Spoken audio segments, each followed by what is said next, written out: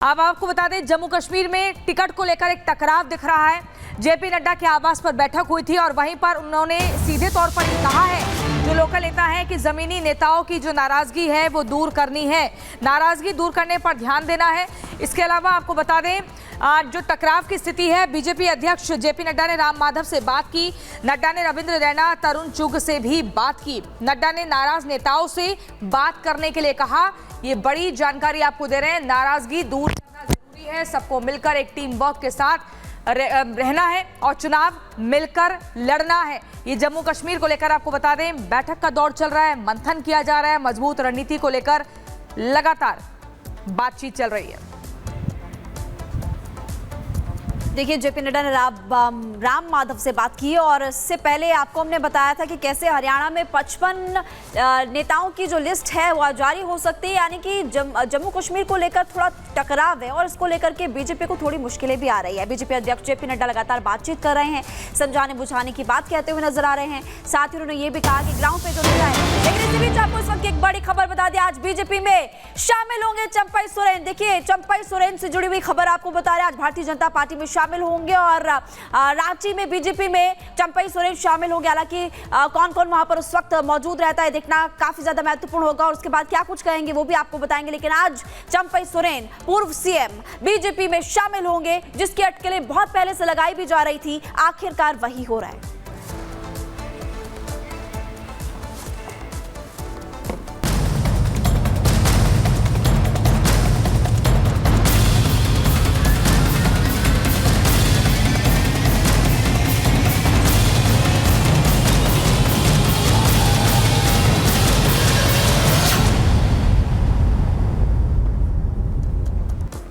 आगे बढ़ेंगे और अब बात करेंगे सैलाब की मार, संकट आपार। दरअसल गुजरात में बारिश और बाढ़ के कहर का जो नतीजा ये निकलकर सामने आया है कि लोग जो है काफी परेशान और बेहाल नजर आ रहे हैं। इस वक्त 13 जिले हैं गुजरात के जहां पर लोग जो है परेशानियों से इसलिए जूझ रहे हैं क्योंकि उनके घरों में पानी घुस चुका है। यही नहीं, आपको बता दें कि अभी भी इस बाढ़ और बारिश से राहत मिलने की उम्मीद नहीं है। ये 3 तस्वीरें दिखा रहे हैं, बाढ़ से गुजरात इस वक्त बेहाल नजर आ रहा है और बीते 4 दिनों में अब तक 32 लोगों की जान जा चुकी है। वहीं अब तूफान का भी खतरा बना हुआ है, यानी कि अब दोहरी मार जो है वो देखने को मिल सकती है गुजरात में। पहले से ही लोग परेशान हैं बाढ़ बारिश को लेकर, लेकिन अब तूफान का भी खतरा मंडरा रहा है। कुल मिलाकर अभी खौफनाक मंजर जो है वो देखने को मिल सकता है गुजरात में।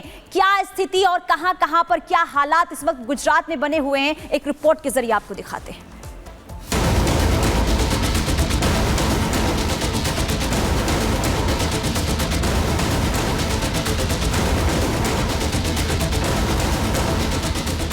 बाढ़ बारिश की मार झेल रहे गुजरात पर अब चक्रवाती तूफान का खतरा मंडराने लगा है। गुजरात के तटों पर चक्रवाती तूफान की आहट देखने को मिल रही है। कांडला तट पर चक्रवात आसना तेज लहरें बना रहा है।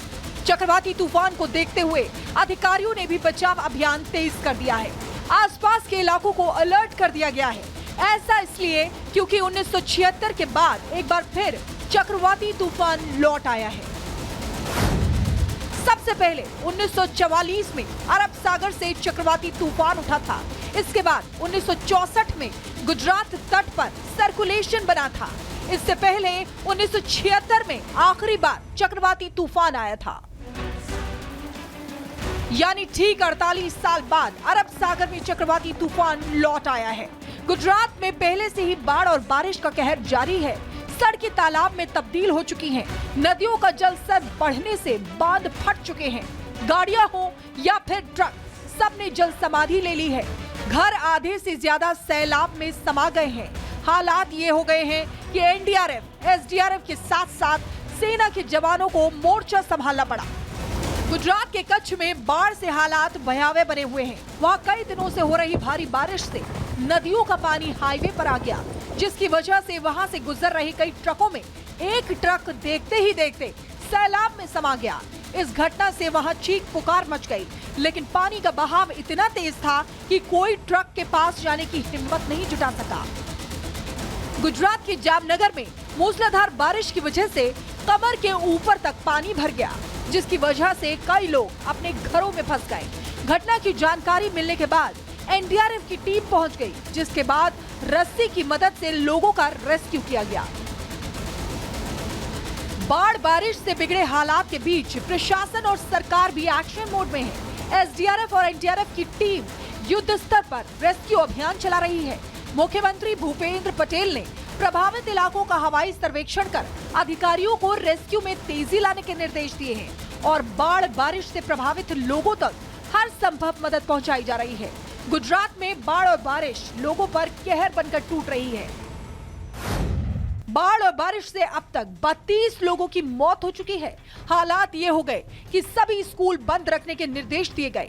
बारिश को देखते हुए 4 जिलों में ऑरेंज अलर्ट जारी किया गया है, जिनमें कच्छ, मोरबी, जामनगर और द्वारिका शामिल हैं। वहीं गुजरात के 4 जिलों में मौसम विभाग ने येलो अलर्ट जारी किया है, जिनमें राजकोट, जूनागढ़, पोरबंदर शामिल है। गुजरात ही नहीं, राजस्थान में भी भारी बारिश से बाढ़ जैसे हालात बने हुए हैं। राजस्थान के सिरोही में बारिश से मीरपुर नदी का जलस्तर बढ़ने से पानी पुल पर बहने लगा, जिसकी वजह से पुल की दूसरी तरफ बकरियां फंस गई। हालात ये हो गए कि बकरियों पर सैलाब में बह जाने का खतरा मंडराने लगा। बकरियों के नदी के पानी में फंसने की जानकारी मिली तो कई लोग पुल पर पहुंच गए। इसके बाद जान जोखिम में डालकर बकरियों को पुल पार कराया गया। कुछ ऐसे ही हालात उत्तर प्रदेश के वाराणसी में भी देखने को मिले। वहां पिछले 24 घंटे से हो रही मूसलाधार बारिश से गंगा नदी उफान पर आ गई, जिससे घाट चंद सेकंड में डूब गया। सीढ़ियां गायब हो गई और घाट के आसपास मौजूद दुकानों में पानी भर गया। Bureau report, Republic Bharat. खबरों में आगे बढ़ते हैं, बात करेंगे गाजियाबाद की, क्योंकि रेप की खबर वहां से सामने आई, लेकिन उसके बाद हमने देखा कैसे लोगों में आक्रोश देखने को मिला और लोग पुलिस थाने के बाहर जुटते हुए नजर आए थे। लेकिन पुलिस का ये कहना है कि ये इस पूरे मामले को लेकर जांच पड़ताल फिलहाल की जा रही है। वहीं पर आपको ये भी बता दें कि जो पीड़ित पक्ष है वो हंगामा करता हुआ नजर आया। क्या कुछ उनकी तरफ से कहा गया है, आपको सुनवा देते हैं। तो हमारे साथ इस वक्त उस नाबालिग के पिता मौजूद हैं। आइए हम बात करते हैं और जानते हैं कि बुधवार को आखिर क्या हुआ था, कब की सर ये घटना है? ये 5 साढ़े 5 बजे की घटना है ये। 5 साढ़े 5। हाँ, घर पर कौन कौन था? घर पे कहते हैं एक हमारी लड़की थी और एक 8 साल का लड़का था, मेरा लड़का, और एक छोटा वाला गोद में एक लड़का और था। तो पीछे से लड़के आए हैं और एक लड़का भीतर घुसा है, उसको नशा सुंघा दिया। छोटे वाले गोद वाले को फेंक के मारा पलंग पे। अच्छा। छोटे वाले को पलंग पे फेंक के मारा। उसके बाद ये मेरा छोटा वाला लड़का ये यहाँ से देख रहा था, तो उसने कहा तुझे भी जान से मार दूंगा, तू यहाँ जाना मत नहीं, इससे बोला उस लड़के ने। तो उसके बाद ये वहाँ से हमें बुलाने चला गया। हम आए यहाँ पे 6 बजे करीब। घर पे कोई था नहीं? घर पे कोई नहीं था। अच्छा, लड़की की माता कहाँ थी? माता तो है ही नहीं। अच्छा, उनकी माता है? नहीं है उनकी माता। और घर पे कोई लेडीज? घर पे कोई नहीं था, और कोई घर पे कोई नहीं था। सब काम कर रहे हैं, हम भी ट्री लेके चले गए थे। हमें जब जैसे घटना मालूम पड़ी तब बुधवार शाम 5 बजे। हाँ, 5:30 बजे की घटना है। अब पुलिस स्टेशन कब गए? पुलिस स्टेशन थोड़ी देर बाद फ़ोन कर दिया था, तो पुलिस वाले आ गए थे। हाँ, पुलिस वाले आ गए थे।